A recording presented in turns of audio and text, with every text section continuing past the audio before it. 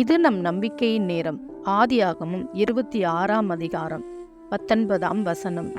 ஈசாக்குடைய வேலைக்காரர் பள்ளத்தாக்கிலே வெட்டி அங்கே சுரக்கும் நீரூற்றை கண்டார்கள். இங்கே அவர்கள் குடியிருந்த இடத்தில், அவர்கள் குடியிருந்த தேசத்தில் பஞ்சம், எங்கு பார்த்தாலும் பஞ்சம். ஆனால் ஈசாக்கையோ தேவன் ஆசீர்வதித்து வைத்தார். அங்கே சுரக்கும் நீரூற்றை கண்டார்கள்.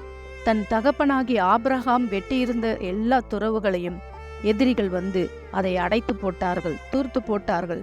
ஆனால் தேவன் ஈசாக்கை ஆசீர்வதித்து அதே பஞ்சம், பசி, வறுமை இருந்த அந்த தேசத்தில் ஈசாக்கை கர்த்தர் 100 மடங்கு ஆசீர்வதித்து அவன் தகப்பனுடைய நீரூற்றுகளை எல்லாம் அவர் மறுபடி தோண்டி எடுக்க வைத்தார். அதே போல உனக்கு வரவேண்டிய எல்லா தகப்பனுடைய ஆசீர்வாதங்களையும் கர்த்தர் மறுபடியும் உனக்கு தோண்டி எடுத்து கொடுப்பார்.